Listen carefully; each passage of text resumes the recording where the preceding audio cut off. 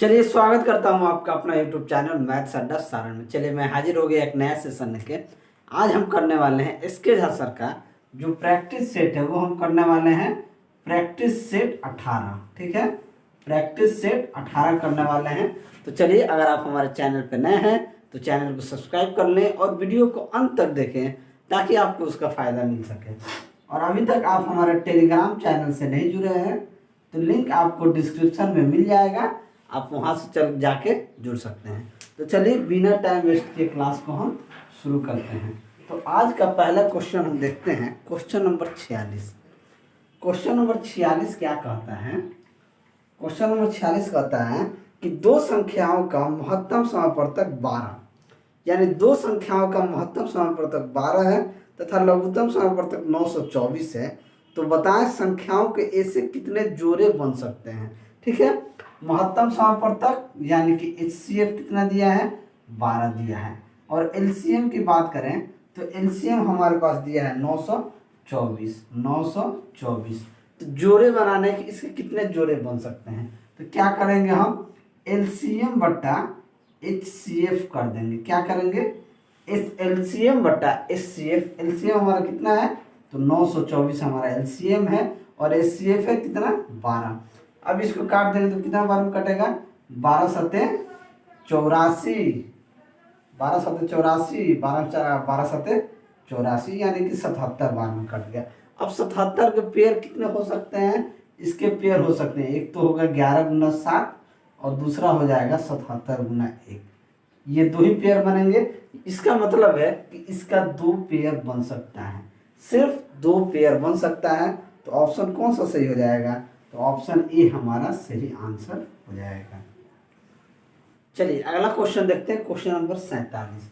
Question number 47 क्या कहता है कि यदि 2 के पावर x प्लस 6 ये बराबर है 8 के पावर x प्लस 1 के, तो x का मान क्या होगा? ठीक है, ये वैल्यू देखिए। अब जब यहाँ पे बेस 2 है तो यहाँ पे बेस 2 हो सकता है, बिल्कुल हो सकता है। हम 8 को 2 का क्यूब लिख सकते हैं तो इसका और इसका बेस समान हो जाएगा। इस तरह के प्रश्न में बेस को समान कर दीजिए। जब बेस समान कर दीजिएगा तो पावर आपस में बराबर हो जाएगा। जब बेस बराबर हो जाएगा तो पावर क्या हो जाएगा? आपस में बराबर हो जाएगा। तो सबसे पहले क्या करेंगे? 2 के पावर x प्लस 6 बराबर, इसको हम लिख सकते हैं 2 के पावर क्यूब, ये हो जाएगा x प्लस 1। जब दोनों का बेस बराबर हो जाएगा तो ऊपर क्या बच जाएगा? अब डायरेक्ट हम इसको ले लेते हैं। जब बेस बराबर हो गया, जब बेस बराबर हो जाए तो ये पावर भी क्या होता है? जब बेस बराबर होता है तो पावर भी आपस में बराबर हो जाता है। क्या हो जाता है? बराबर हो जाता है। ठीक है, तो यहाँ से x प्लस 6 बराबर क्या हो जाएगा? 3x प्लस 3 गुना 3। यहाँ से x को उधर भेजेंगे, 3 को इधर भेजेंगे तो ये हो जाएगा 6 माइनस 3 बराबर 3x माइनस x, यानी कि 3 बराबर 2x। तो x बराबर क्या हो जाएगा? x बराबर हो जाएगा 3/2, यानी x का मान हमारे पास क्या निकल के आ गया? 3/2। तो ऑप्शन ए हमारा सही आंसर हो जाएगा। चलिए अगला क्वेश्चन देखते हैं, क्वेश्चन नंबर 48। क्वेश्चन नंबर 48 में क्या कह रहा है कि 0.216 प्लस 0.064 बट्टे में 0.36 प्लस 0.16 माइनस 0.25 किसके बराबर है? यही क्वेश्चन हमसे पूछा गया है। अब देखिए, जब इसे आप गौर से देखेंगे, अगर यहाँ 0 हटा दें तो ये आपको क्या दिखेगा? 216। अगर यहाँ से पॉइंट हटा देंगे तो आपको 64 दिखेगा। ठीक है, तो जब ऊपर वाला इस तरीके से दिख रहा है तो 6 का क्यूब अब क्या होता है? 6 का क्यूब होता है 216 और 4 का क्यूब होता है 64। अब पॉइंट लगा देंगे तो हमें यहाँ दिख रहा है 0.6 का क्यूब प्लस 0.4 का क्यूब ऊपर दिख रहा है। नीचे देखेंगे तो सेम देखिए, यहाँ पे 0.6 का स्क्वायर दिख रहा है तो यहाँ पे क्या दिख रहा है? 0.6 का स्क्वायर प्लस ये 0.16 है तो 0.4 का स्क्वायर दिख रहा है। अगला देखिए माइनस के बाद क्या दिख रहा है 0.6 गुना 0.4, यही दिख रहा है 0.24 है, तो 0.6 इंटू 0.4। अब क्या आपको कोई फॉर्मूला नजर आ रहा है? मुझे तो नजर आ रहा है कि ये दिख रहा है a cube plus b cube और बट्टे में क्या दिख रहा है यहाँ पे a square plus B square minus का ए बी, ये मुझे दिख रहा है। ठीक है, लेकिन हम जानते हैं कि a cube plus b cube बराबर क्या होता है a plus B into A square plus B square minus का ए बी होता है। ठीक है, यही होता है। अब देखिए अगर a प्लस बी को हम यहाँ छोड़ दें और इसको नीचे लेके आए तो क्या बनता है a cube plus b cube बट्टा a square plus B square minus का ए बी, ये किसके बराबर होता है ए प्लस बी के। अब देखिए डायरेक्ट आप समझ जाइए कि अगर कभी भी अगर फॉर्मेट में रहे a cube plus b cube बट्टा a square plus B square minus a b, तो उसका हल क्या होगा? उसका हल होगा ए प्लस बी। डायरेक्ट अब इसको याद कर जाना है, तो यहाँ से ए प्लस बी क्या हो जाएगा, ए होगा 0.6 और बी होगा 0.4। जब इन दोनों को जोड़ दीजिएगा तो एक आपका आंसर आ जाएगा। ठीक है, तो इसका आंसर क्या हो जाएगा 1, यानी कि ऑप्शन बी हमारा सही आंसर हो जाएगा। इस चीज को आप दिमाग में रखेंगे। A cube plus b cube बराबर क्या होता है a plus B into A square plus B square minus a b. यहीं से ए प्लस बी को यहाँ छोड़ के इधर हम लेके आ गए तो हमारा ये फॉर्मूला तैयार हो गया। यानी कि कभी भी आपको a cube plus b cube बट्टा a square plus B square minus a b दिखे तो डायरेक्ट क्या करना है, दी हुई संख्या को जोड़ देना है 0.6 0.4 करके, डायरेक्ट आपका आंसर आ जाएगा, इसमें कुछ नहीं करना है। अगला क्वेश्चन देखते हैं, क्वेश्चन नंबर 49। क्वेश्चन नंबर 49 कह रहा है कि कोई व्यक्ति अपनी आमदनी का 75% खर्च कर देता है। यदि कोई आमदनी उसका आमदनी 20% बढ़े तथा खर्च 15% बढ़ जाए तो इसकी बचत में कितने प्रतिशत की वृद्धि होगी। देखिए कोई भी, चाहे वो 100 रुपये कमाता हो, 500 कमाता हो, 1000 कमाता हो, अपने आप में वो सारा 100% है। क्या होता है, वो सारा 100% होता है। ठीक है, हमने मान लिया कि वो आदमी 100 रुपये कमाता है। ठीक है, जब इसका आय क्या यहाँ पे है, आय है, उसके बाद बचत, उसको खर्च करता है, आय खर्च प्लस बचत। अब मान लीजिए 100 रुपये कमाता है, 100 में 75% क्या करता है, खर्च कर देता है। ठीक है, और कितना परसेंट बचाता है, यानी कि 25% बचाएगा। बात समझिएगा, अगर 75% खर्च कर देगा तो बचाएगा कितना, 25% बचाएगा। यही करेगा ना। अगर इसे रेशियो में लेते हैं तो ये हो जाएगा 4, ये हो जाएगा 3 और ये हो जाएगा 1। यानी कि 4 रुपया कमाता है, 3 रुपया खर्च करता है, 1 रुपया बचाता है। अब क्वेश्चन में कह रहा है कि अगर उसकी आमदनी में, यानी कि ये जो आय है इसमें 20% की वृद्धि हो जाए तो इसे 20 से गुना कर दें तो उसके खर्च में 15% बढ़ जाता है। खर्च भी ऑटोमेटिकली 15% बढ़ जाएगा। तो कह रहा है कि बचत कितना हो जाएगा, तो बचत को हम x मान लेंगे। बस 20 चौके 80 बराबर 15 तिया 45 प्लस ये हो जाएगा x। तो x बराबर क्या हो जाएगा 80 माइनस 45, यानी कि 10 में से 5 गया 5 और 7 में से 4 गया 3, यानी कि 35% उसका क्या हो जाएगा, बचत हो जाएगा। ठीक है, तो ऑप्शन कौन सा सही हो जाएगा, तो ऑप्शन सी हमारा सही आंसर हो जाएगा। देखते हैं क्वेश्चन नंबर 50।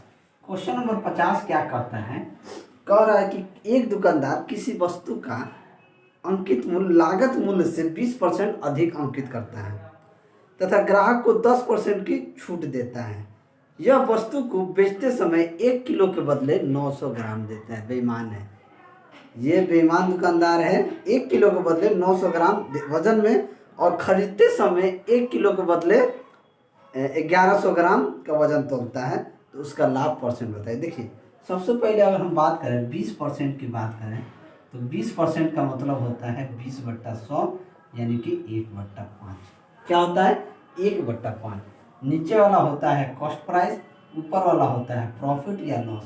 अब यहाँ कॉस्ट प्राइस और सेलिंग प्राइस का रेशियो देखें तो 5 रुपये का सामान है तो ये कितना में बेचेगा?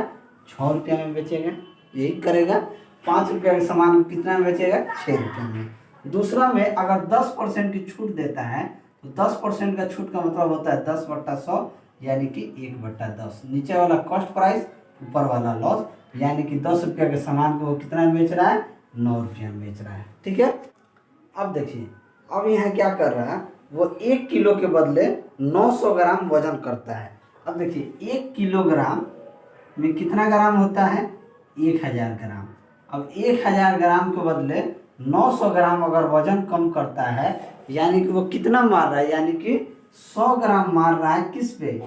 100 ग्राम मार रहा है 900 ग्राम पे, इसलिए 100 पे कितना मारेगा? 1/100/9। तो ये कितना हो जाएगा? 100/9 को हम कर देंगे 1/9। तो नीचे वाला कॉस्ट प्राइस, ऊपर वाला सेलिंग प्राइस, तो क्या हो जाएगा? 9 से 10, यानी कि यहाँ 9 से 10 करना। दूसरा केस यहाँ पे है, दूसरा केस कर रहा है 1 किलो के बदले 1100 ग्राम का वजन करता है। यानी जब इसको लेना रहता है ना तो 1 किलोग्राम के जगह यानी कि 1000 ग्राम के जगह ये कितना मार लेता है? 1100 ग्राम लेता है। कितना लेता है? लेना है उसको 1 किलोग्राम, लेकिन लेता है कितना? 1100 ग्राम। तो कितना का यहाँ फायदा लेता है? 100 ग्राम फायदा लेता है किस पे? 1000 ग्राम पे। तो इसे परसेंटेज में निकालने के लिए 100 से गुना कर देंगे। ये क्या हो जाएगा? यानी कि 10% यहाँ भी प्रॉफिट मारता है तो क्या हो जाएगा? 10 से हो जाएगा 11। ठीक है। चलिए इसको काट पीट देंगे। पहले 10 से 10 कट जाएगा और 2 3 6, 2 5 10, ये 9 से 9 कट जाएगा।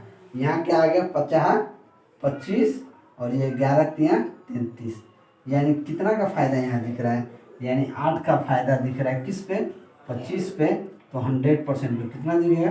25 चौके 100, यानी 8 चौके 32% का क्या हो जाएगा? प्रॉफिट हो जाएगा। तो 32% का प्रॉफिट हो जाएगा।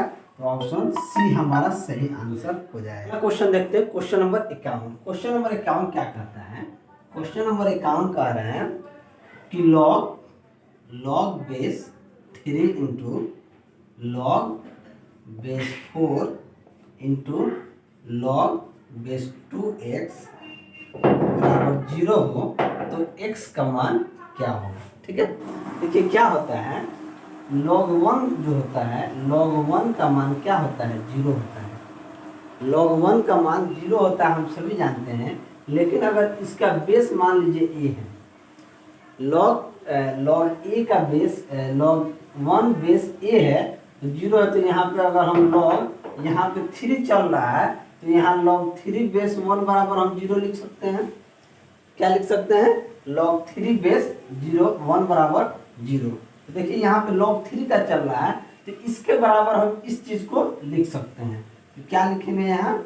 log 3 base log 4 log base 2x, ठीक है, बराबर यहाँ पर हम क्या लिख सकते हैं? log 3 1 लिख सकते हैं। अब देखिए ये log 3 है, ये log 3 है, तो क्या हो जाएगा? कट जाएगा और क्या बच जाएगा यहाँ? log base 4 into log 2x बराबर 1। अब देखिए क्या, अब हम क्या देखते हैं कि log बेस 1 और a हो तो इसका मान क्या होता है? 1 होता है। जब इसका मान 1 होता है और यहाँ पे log 4 दिया है तो इसे हम क्या लिख सकते हैं? log बेस 4 बराबर log 2x बराबर, इसे हम क्या लिख सकते हैं? log 4 base 4 according to this. ठीक है, यानी 1 का वैल्यू को log a 4a लिख सकते हैं, जिसका बेस a हो, क्योंकि यहाँ पे log 4 दिया है। यानी अब जब इन दोनों को इक्वल करेंगे तो हमारे पास क्या बच जाएगा? log 2x बराबर क्या बचेगा? 4। अब हम जानते हैं कि log बेस a b हो और ये x के बराबर हो तो b का मान क्या हो जाता है? a के पावर x हो जाता है। अब देखिए यहाँ से हमारा क्या हो जाएगा? यहाँ से अगर हम x का वैल्यू निकालेंगे तो x का वैल्यू क्या हो जाएगा? 2 के पावर 4। तो 2 दूना 4 दूना 8 दूना 16, यानी x का मान हमारे पास क्या आ जाएगा? 16 आ जाएगा। जब x का मान हमारे पास 16 आ जाएगा तो ऑप्शन कौन सा सही हो जाएगा? तो ऑप्शन ए हमारा सही आंसर हो जाएगा। अगला क्वेश्चन देखते हैं, क्वेश्चन नंबर 52। क्वेश्चन नंबर 52 क्या कहता है कि महेश ने एक वस्तु को अंकित मूल्य पर 30% की छूट पर खरीदा और उसे 25% लाभ पर 8,750 रुपये में बेच दिया। उस वस्तु का अंकित मूल्य बताइए, यानी कि अंकित मूल्य हमको बताना है। ठीक है, अब देखिए क्या कहता है, कोई भी अपने आप में मान लीजिए उसका एमआरपी जो है, एमआरपी को हमने मान लिया कि 100 रुपये था। ठीक है, अब 25% लाभ पे बेचा है, कितना में बेचा होगा? 125 रुपये। ठीक है, यानी कि 125% का वैल्यू कितना दिया है? 8,750 रुपये दिया है। तो यहाँ से अगर हम 1% का वैल्यू निकालें तो कितना हो जाएगा? 8,750 बट्टा 125। अब हम इसे काट देंगे तो 25 पच्चे 125, 25 से काटेंगे 25 दूना 25 तिया 75, 75 में से 7 में से 5 गया 2, और ये 25 एकम 25, यानी कि 310 बार में कट गया। ठीक है, अब इसको काट देंगे तो कितना बार में कटेगा? 5 छक्के 30, 5 छक्के 30, 5 दूनी 10, यानी कि 1% का वैल्यू 62 रुपया आ गया। किस पे? यानी कि 125 ठीक काटा है गया, 25 दिया 75, 87 में से 75 घटाएंगे तो 7 में से 5 गया 2, 8 में 7 गया 1। ठीक है, ये 25 पच्चे 25 दिए 75 और 25 5 125, यानी कि 35, ये हो जाएगा 350, यानी कि 5 से कट जाएगा 70 बार में, यानी कि 1% का वैल्यू कितना दिया है? 70 दिया हुआ है। 1% का वैल्यू हमारे पास 70 आ गया, तो अगर यहाँ से 100% का वैल्यू निकालें तो कितना आ जाएगा? ये आ जाएगा 7,000 रुपया। 100% का वैल्यू 7,000 रुपया जब आ गया तो हमसे कहा गया है कि अगर 30% डिस्काउंट में दिया जाए तो कितना होगा? अब 30% डिस्काउंट दिया जाएगा तो कितना होगा? 70% होगा। मान लीजिए 100% में 30% डिस्काउंट दे दिए तो वही 70%, यही 70% का वैल्यू किसके बराबर है? 7,000 के बराबर है। तो यहाँ से अगर 1% का वैल्यू निकालें तो ये कितना हो जाएगा? 1% का वैल्यू 100 हो जाएगा। और यहाँ से एमआरपी का 100% निकालें तो एमआरपी का 100% कितना हो जाएगा? 10,000 रुपया हो जाएगा। ठीक है, तो ऑप्शन कौन सा सही हो जाएगा? 10,000 रुपया, यानी कि ऑप्शन बी हमारा सही आंसर हो जाएगा। देखिए पहले तो इसका हम 100% निकालें। ठीक है, अब उस पे इस पे जो है 30% डिस्काउंट दिया है, कितना पे? तो वही 100 में से 30% डिस्काउंट दे देंगे तो वैल्यू कितना हो जाएगा? 70% होगा।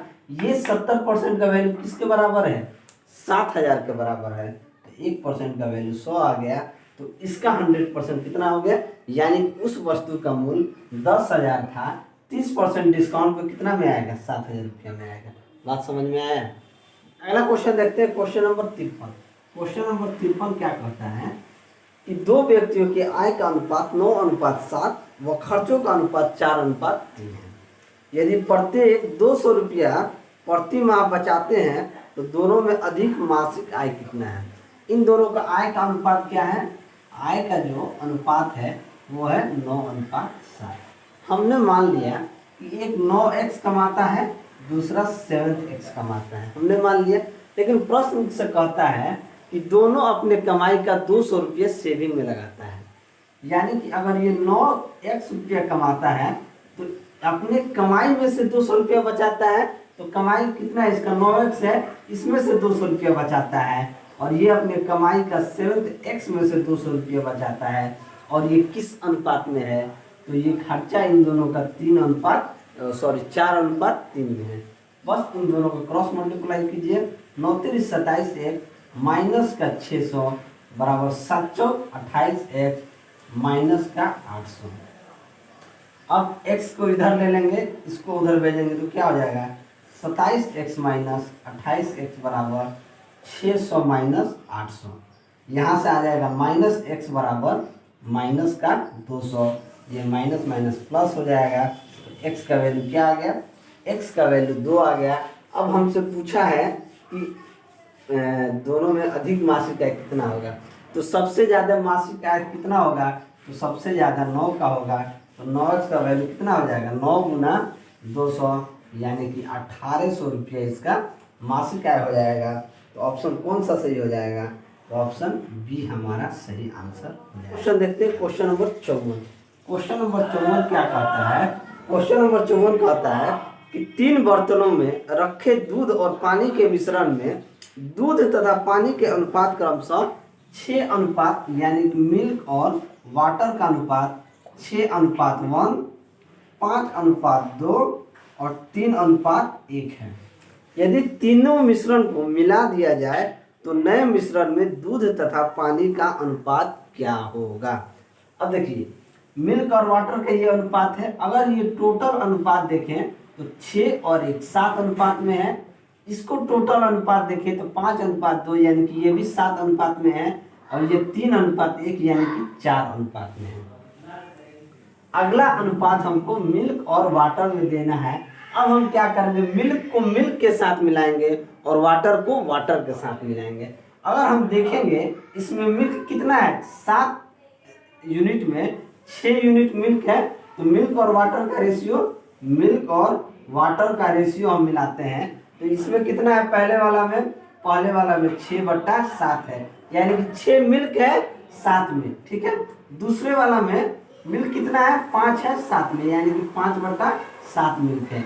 तीसरे वाला में 3/4 मिल्क है। इसको जोड़ देंगे और इसका अनुपात अब वाटर लेंगे। अब इन सभी में 7 अनुपात में कितना वाटर है, तो 1 अनुपात है तो 1/7 लेंगे। फिर 7 अनुपात में कितना वाटर है, तो 2 यूनिट वाटर है तो 2/7 लेंगे। और 3:1 में टोटल 4 यूनिट में कितना यूनिट वाटर है, तो 1 यूनिट, तो 1/4 लेंगे।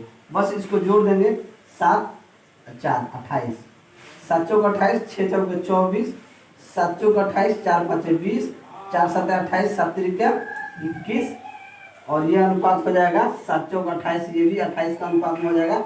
7 चौक 28, 4 एकम 4, 7 चौक 28, 4 दूनी 8, 7 चौक 28, 7 एकम 7, तो ये किस अनुपात में आ गया, 4 1 5, 4 1 5, 2 2 4 2 6, यानी कि 65/28 अनुपात, ये 8 4 12 7 19, 19/28, ये किस अनुपात में आ गया, 19/28।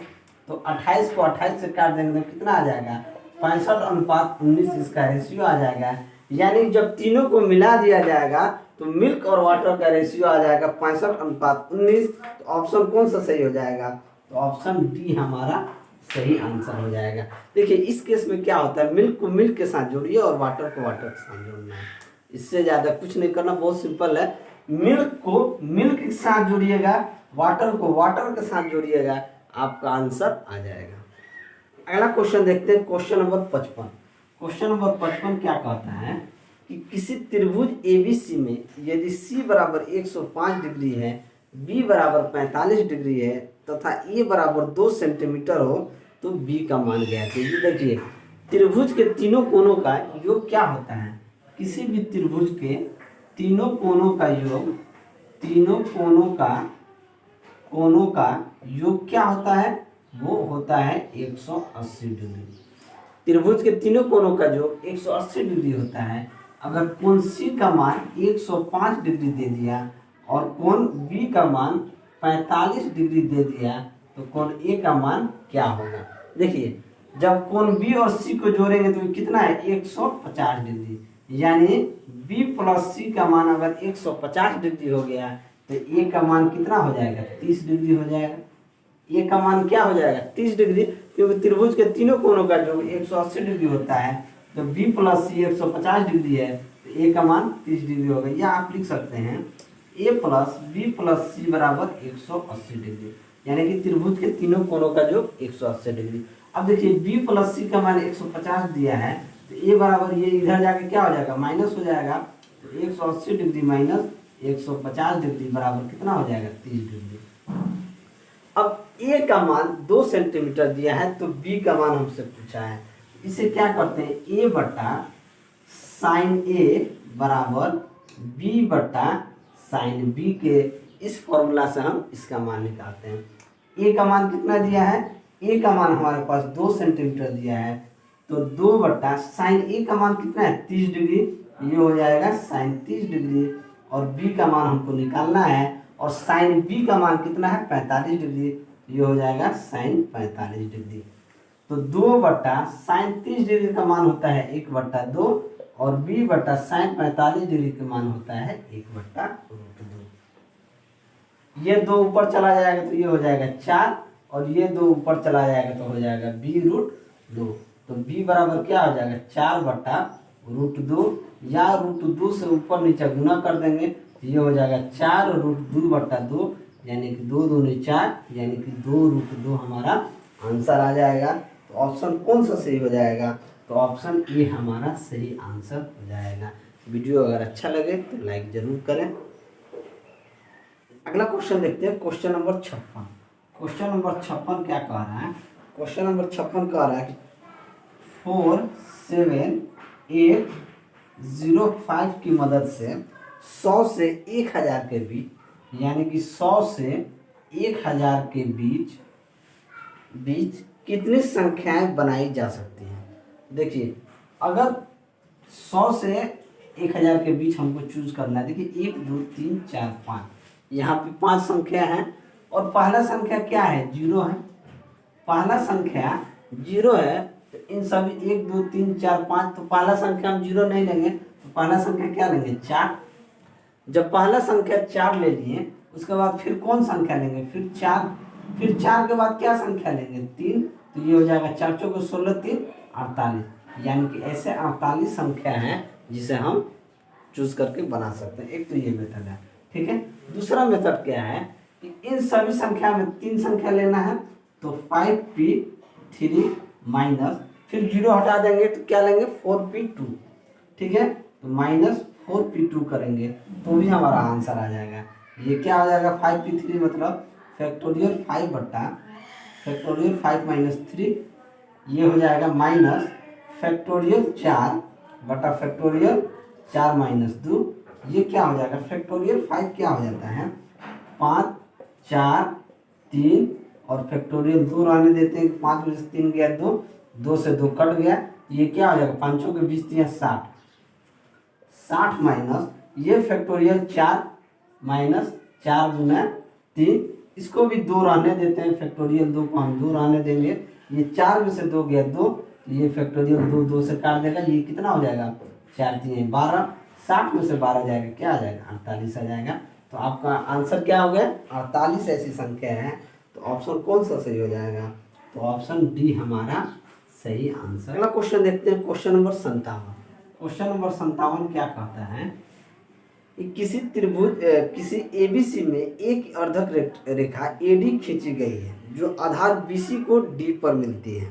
यदि AB बराबर 10 सेंटीमीटर, BC बराबर 8 सेंटीमीटर, AC बराबर 6 सेंटीमीटर हो तो BD की माप क्या होगी, हमसे पूछा।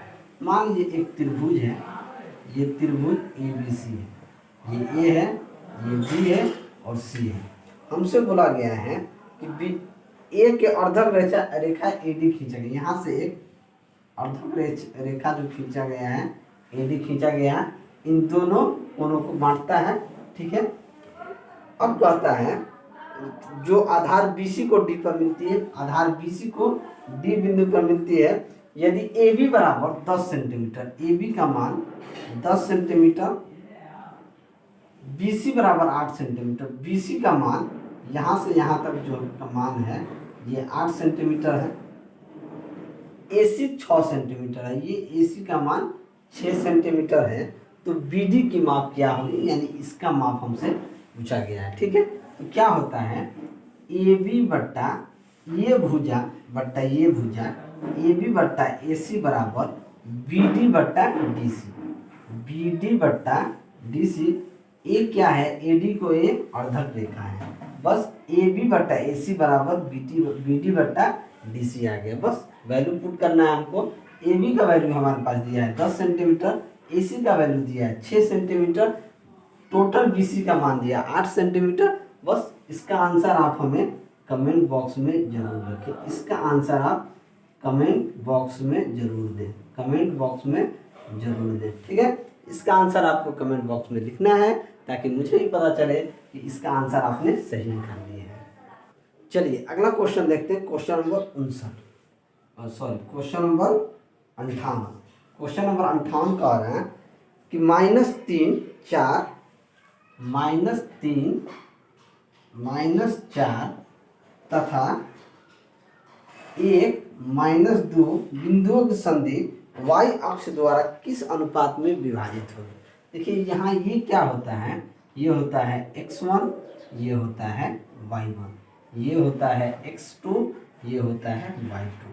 अब हमसे कह रहे हैं कि y अक्ष पर, y अक्ष द्वारा किस अनुपात में विभाजित होता है। ये हमारा देखिए एक्सिस की बात करें तो ये हमारा x एक्सिस होता है, ये होता है y एक्सिस, यानी कि y एक्सिस पे x क्या होता है, x का मान क्या होता है, 0 होता है।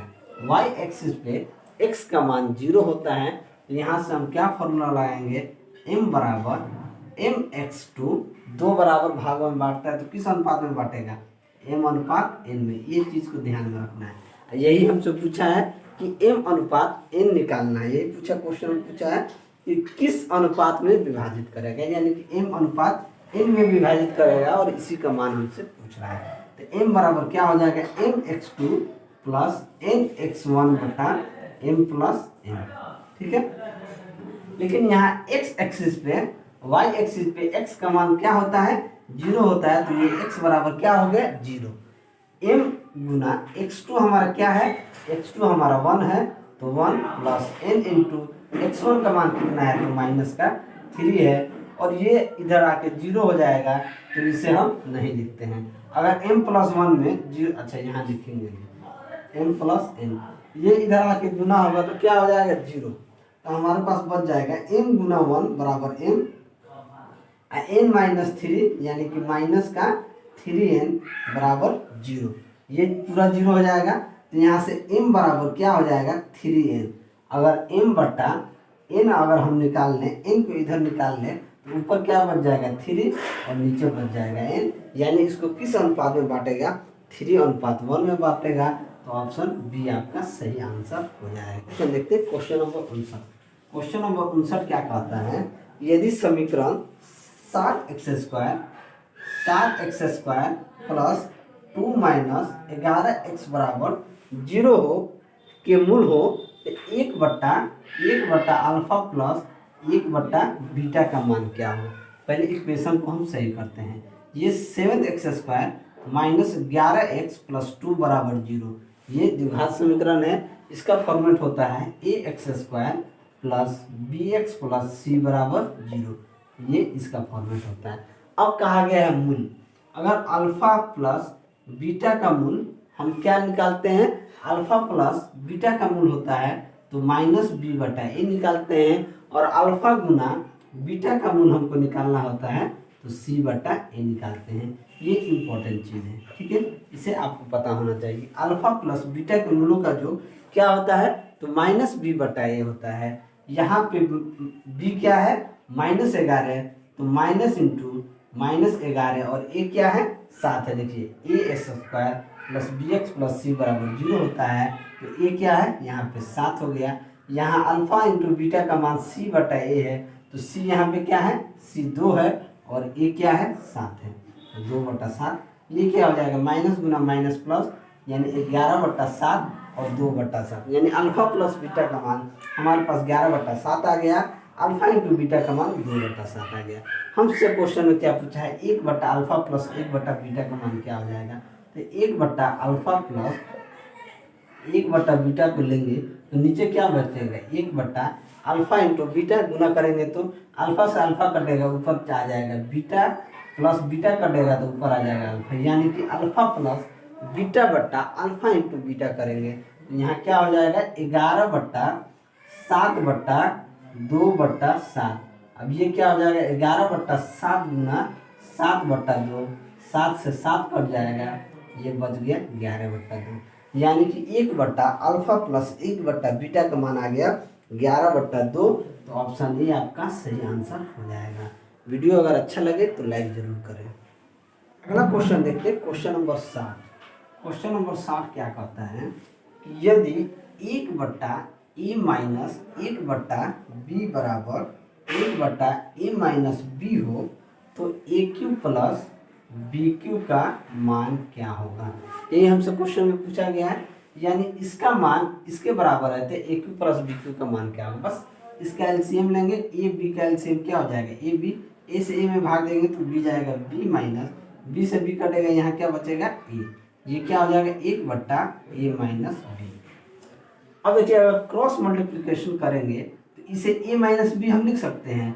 अगर माइनस इधर कर दें तो a माइनस बी लिख सकते हैं। ये इधर जाके क्या गुना हो जाएगा a माइनस बी, ये क्या हो जाएगा ए बी। अब देखिए a minus B into a minus B, ये इसे माइनस में a माइनस बी का स्क्वायर लिख सकते हैं। कहिएगा बिल्कुल लिख सकते हैं, इसमें कोनो दिक्कत है, कोनो दिक्कत नहीं है। अब देखिए माइनस बाहर रहेगा, a माइनस बी का होल स्क्वायर क्या होता है, ये होता है a square plus B square minus का 2ab, ये किसके बराबर हो जाएगा, ab के बराबर हो जाएगा। अब देखिए इसे अगर हम गुना कर दें तो ये हो जाएगा माइनस का स्क्वायर, ये हो जाएगा माइनस का बी स्क्वायर, ये हो जाएगा प्लस का 2ab, ये किसके बराबर हो जाएगा, ये ab के बराबर हो जाएगा। ठीक है, ये जब ab के बराबर हो जाएगा तो इसको अगर हम इधर भेज दें, इसको इधर भेज देंगे तो क्या हो जाएगा, यहाँ बचेगा 2ab माइनस ab बराबर a square plus B square. यानी कि अगर यहाँ से हमें क्या मिल गया, a square plus B square का मान हो जाएगा 2ab में से ab जाएगा, क्या बचेगा ab। अब हम जानते हैं कि AQ प्लस BQ का फॉर्मूला क्या होता है, ये होता है a plus B into A square plus B square minus का ab। यही होता है AQ प्लस BQ का फॉर्मूला होता है a plus B into A square plus B square minus का 2ab। अब देखिए a square plus B square बराबर ab का मान हमने क्या निकाला है, ab। यानी अगर इसके जगह पे a plus B into A square plus B square की जगह ab रखेंगे, ये हो जाएगा ab माइनस ab, ये क्या हो जाएगा, ये हो जाएगा 0। यानी कि 0 से किसी भी संख्या को गुना कीजिएगा वो क्या हो जाएगा 0। यानी कि AQ प्लस BQ का मान क्या आ गया, 0 आ गया। तो 0 हमारा आंसर हो गया। तो ऑप्शन कौन सा सही हो गया, तो ऑप्शन बी हमारा सही आंसर हो जाएगा। ठीक है, चलिए आज के लिए इतना ही। अगर मेरा वीडियो आपको अच्छा लगा हो, वीडियो को लाइक करें, दोस्तों में शेयर करें। अगर आप हमारे चैनल पे नए हैं तो चैनल को सब्सक्राइब करें। मैं ऐसे ही वीडियो लेकर आपके सामने हाजिर होता रहूँगा। चलिए मिलते हैं अगले वीडियो में, तब तक के लिए जय हिंद।